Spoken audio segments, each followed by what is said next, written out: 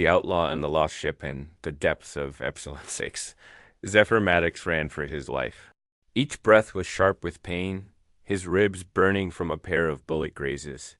Behind him, the echo of booted feet and the mechanical whine of drones reverberated through narrow tunnels. The Galactic Enforcement Division was relentless. Their orders: retrieve the stolen quantum decelerator and bring back the outlaw dead or alive. Zephyr was used to being hunted, but this time felt different, like the entire galaxy was closing in around him. He stumbled over a loose stone, lost his footing, and tumbled down a steep incline, cursing in half a dozen languages. His lamp cracked, flickered, and went out, leaving him in complete darkness. For a long moment, he lay still, listening to his heart pounding in the pitch black. If he was lucky, his pursuers hadn't heard the fall, but luck was not a thing Zephyr ever counted on. With a weary groan, he activated his battered wrist unit. The faint blue glow barely illuminating the cavern floor. The cave was wider than he expected, soaring, echoing, strangely regular. The light fell on markings along the walls, swirling, deliberate patterns that reminded him of the tattoos inked across his own back and arms. He traced one with a calloused finger, feeling a shiver in the air, as if the metal beneath the stone vibrated at his touch dot further ahead. Something gleamed. Zephyr's breath caught.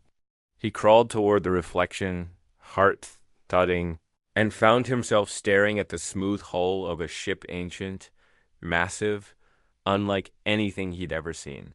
Its surface was covered in those same swirling patterns, and as his hand hovered closer, the lines began to glow a faint blue, resonating with his own tattoos.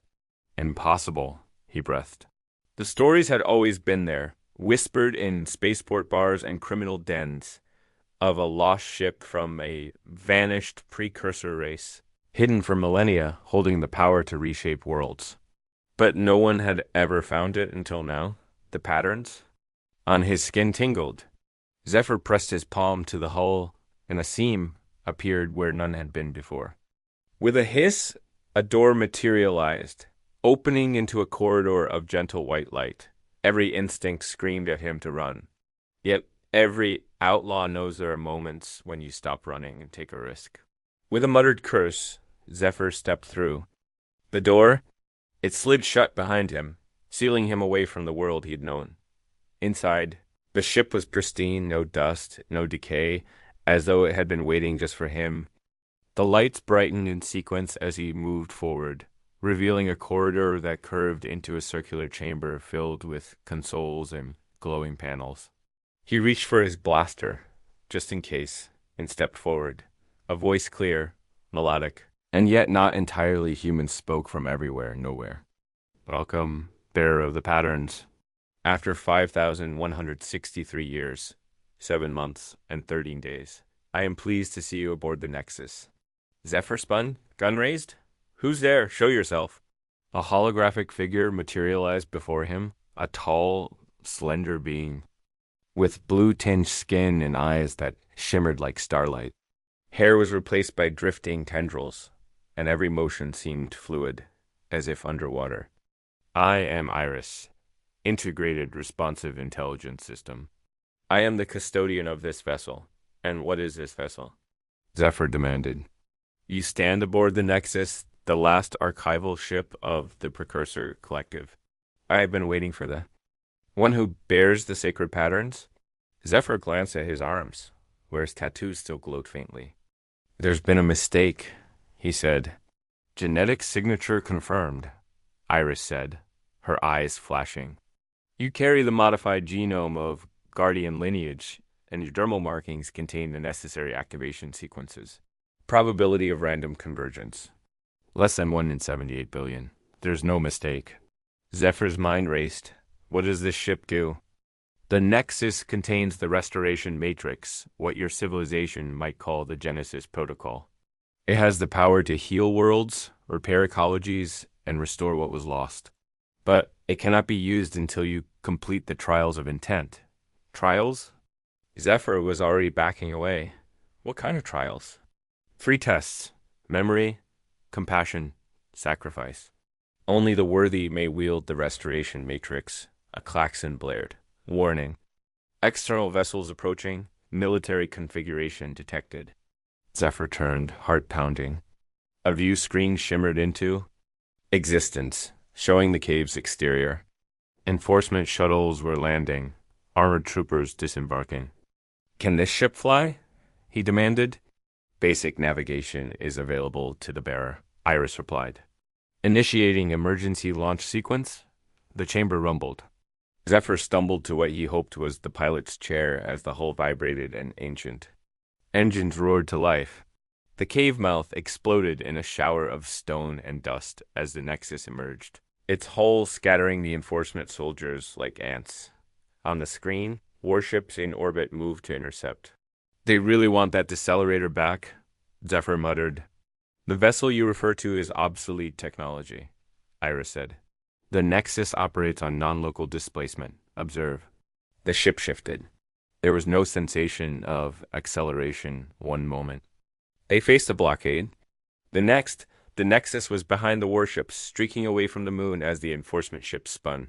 Searching fruitlessly dot in the space of a breath, Zephyr Maddox, fugitive and outlaw, became the master of a legend that could reshape the galaxy. Nebula chase and the trial of memory as the Nexus fled into deep space. Zephyr sagged in the captain's chair, his mind reeling. He barely registered when his wrist unit chimed. An incoming transmission, with the flickering face of Commander Vex Thorn, the man who chased him across 5 systems. Impressive escape, Maddox, Thorn growled. But you're still a thief, and now you've added Grand Theft Starship to your charges. You don't understand what this is, Thorn, Zephyr replied. This ship is a legend. The real deal. Yes. We're seeing the data. All the more reason to surrender it. Technology of that magnitude belongs to the proper authorities. Zephyr felt his temper flare. You never did like being outsmarted, did you, Commander? I'm not handing it over. Thorn's eye narrowed. You have 24 hours before I declare you a Class 1 threat, after that shoot on site. The call ended, and Zephyr sighed. Iris, whose hologram hovered nearby, said quietly, Our location is not yet secure. Pursuit is likely. Then find somewhere they can't follow, Zephyr said. Anywhere. Course set for the Crescent Nebula. Quantum fluctuations. They will obscure our energy signature. The stars outside warped and twisted as the Nexus entered the nebula, a swirling mass of purples and blues. Electric storms crackling through its depths. But Iris was right. Pursuers followed, privateers and bounty hunters all converging for a prize that could change history. As the ship drifted into a quiet pocket within the nebula, Iris turned to Zephyr. It is time for the first trial, the trial of memory. A circle in the center of the command deck began to glow. Zephyr stepped onto it, and a rush of neural fire blazed through him. Images, sounds. Dio is no longer himself. He was everyone and everything, a child on an ancient world, a scientist building a ship, a commander in a last desperate flight from extinction. He saw the precursors, their faces alien but kind. He saw them fighting among themselves, and then one Captain Joik deciding to hide the Nexus for future generations. Joik came to Earth, blending among early humans, passing knowledge down through generations, encoded in tattoos and memories. Zephyr realized with a shock that he was part of that lineage. When the vision ended, Zephyr collapsed to his knees, gasping. What was that? Genetic memory activation? Iris said. You now have access to fragments of precursor knowledge. Izzy sat in silence, trying to process it all. He was no longer just an outlaw. He was a key to something far older and greater than himself. Suddenly, alarms sounded. Multiple vessels entering Nebula, Iris reported. Search patterns suggest private military contractors. Zephyr's blood ran cold. He yanked his wrist unit free, realizing too late that it had been transmitting all along. A tracking signal from Thorn's last call. They'll find us, he said. Iris responded. We have 27 minutes until the displacement. Drive recharges. We must evade. The next half hour was a frantic blur. Zephyr used every trick he'd ever learned, setting false signals, using the Nexus's holographic projectors to make it seem like multiple ships drifted in the nebula. One mercenary ship exploded as it flew into a quantum storm Zephyr triggered, with a well-placed energy discharge. Another was forced to retreat after a skirmish with what it thought was the Nexus, only to find itself chasing a projection dot at last. The drive came online. Zephyr and Iris made the jump, leaving the pursuers far behind, but word was spreading. Across the galaxy, every power that mattered now knew the lost ship was real, and it had chosen a human outlaw as its master. The refugees and the trial of compassion within the safety of the nebulous shifting clouds. Zephyr sat alone in the ship's central chamber. The visions from the trial of memory haunted him. He remembered not only his own past, but echoes of countless lives, precursors, and guardians, struggling to protect the technology they had created. His thoughts were interrupted by a distress signal. A civilian transport, battered and adrift, was broadcasting on all frequencies. "This is the Windfall. We are under attack, repeat. Under attack by unidentified ships. Requesting immediate assistance." Iris brought up the external feed. The same mercenaries who'd hunted Nexus had found easier prey. On screen, the Windfall was spinning, engines failing, her hull ablaze. "Iris, can we help?" Zephyr asked. "Intervention will expose our location," Iris warned. "Risk of capture rises substantially." Zephyr's jaw tightened. "I didn't ask for this power, but I'm not going to leave them to die." As Iris protested, Zephyr piloted Nexus into the fray. He fired a barrage of non-lethal disruptors, disabling the attacking ships with surgical precision. He used the restoration matrix in a limited fashion, patching the Windfall's life support and stabilizing her engines. When the battle ended, Zephyr hailed the battered ship. The captain, a four-armed Grilleri woman named Prina, appeared on screen, gratitude etched in her features. "Who are you?" she asked. "Just someone who was in the right place at the right time." Zephyr replied. Prina and her crew were transferred aboard the Nexus for medical care. Among the refugees was a child human with blue-tinged skin and swirling tattoos almost identical. "Teo Zephyrs, where did you get those?" Zephyr asked gently. "My mother said they would protect me," the child replied. "But she was lost when the mercenaries attacked." Zephyr's heart ached. Another descendant, another guardian, perhaps.